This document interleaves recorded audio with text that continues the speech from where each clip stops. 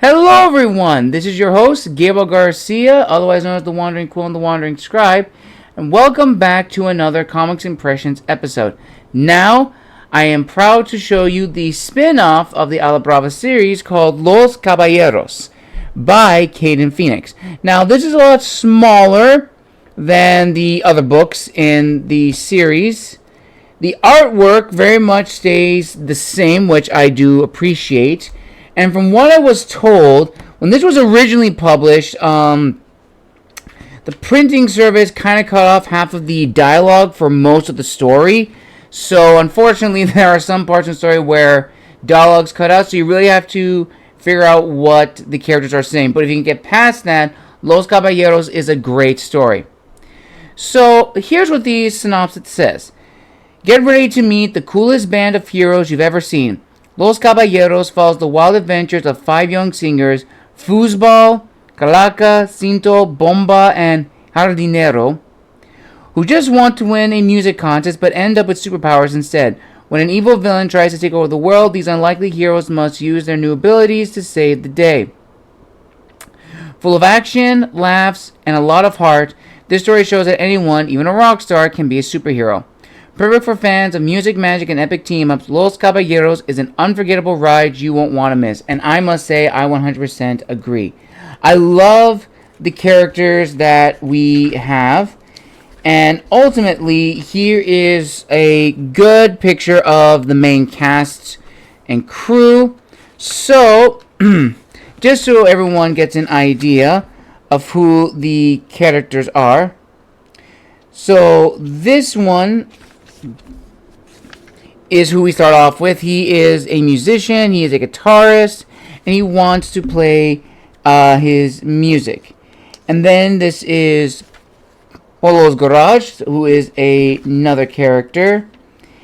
And from there, we go to the next main characters.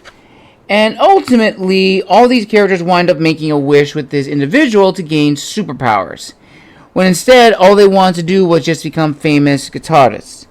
And ultimately, as the synopsis says, they have to pretty much become superheroes.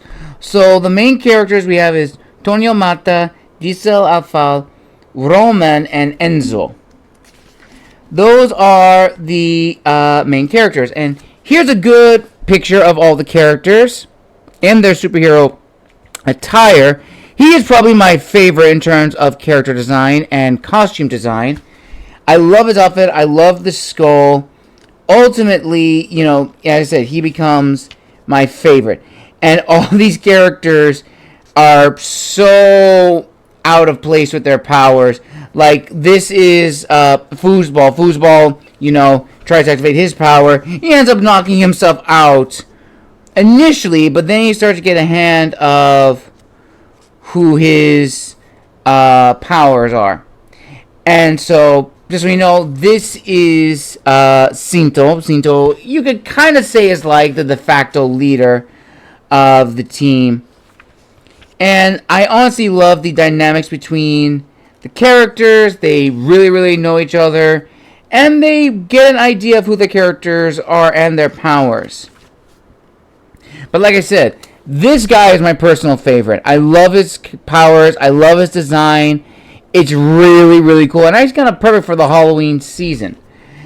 And yeah, the story reads very, very well. It's easy to follow through. You learn pretty much what's happening.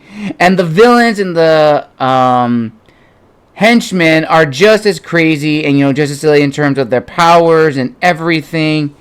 It's really, really, really great. So, going to the back, which is the concept art, you get an idea of who the characters are. So, you have Jocelyn, the host, and the judge. You have Jardinero, who is 20 years old. He's Salvadorian. Then you have Calaca. Calaca is from Guatemala. And it's also really nice is that they also show you what their superhero attire looked like. So, Jardinero has this costume. And Calaca has the ghoul costume. Foozball is from Argentina. So this is his costume right here. You have Cinto. Cinto is, let me just pull down, is in this costume. And last but not least, you have Bomba.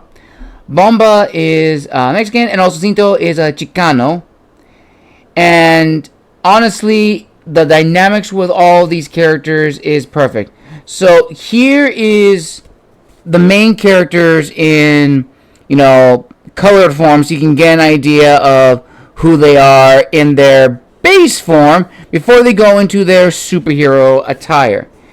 And then, of course, you have the villains, and you have Tesca, you have Q, you have Tona, you have Statch, Chancla, and Piñata. As I said, these guys are the henchmen / sub-villains. Their powers are ridiculous, but you know what? It's sometimes nice to have ridiculous villains with crazy powers. I mean, we see that in mainstream comics like that, like case in point, the Condiment King and Calendar Man. Ultimately, Los Caballeros does not disappoint. What's really nice is that this kind of reminds me of A la Brava, where we see all the main characters come together. What's nice about this one is that we get pretty much to see all of them get their powers and experience it at the same time. And I actually wouldn't mind seeing Los Caballeros and A la Brava actually teaming up together, either like initially starting off as, antagonists by like circumstances, by accident, to where it's like a crossover between the two. As I think it would actually be really, really cool to see. So, Kayden Pheonix, if you hear this, that might be a really cool idea for the future for Los Caballeros and A la Brava, to have these two characters or two groups team up together. Even if just for like a standalone issue, that I think would be an amazing piece to read, because I would love to see the interactions with Foozball, Calaca, Cinto, Bomba, and Jardinero, with Jalisco, Santa, Loquita, Ruca, and Bandita. I would love to see those interactions. And also Muñeca, the leader, well, I should say the organizer of A la Brava. I would absolutely love to see that. And yeah, the artwork is fantastic. The character dynamics is really good. It's very believable. You really get to see, what their goals are going forward. Some are musicians, some are more into sports, some are athletic.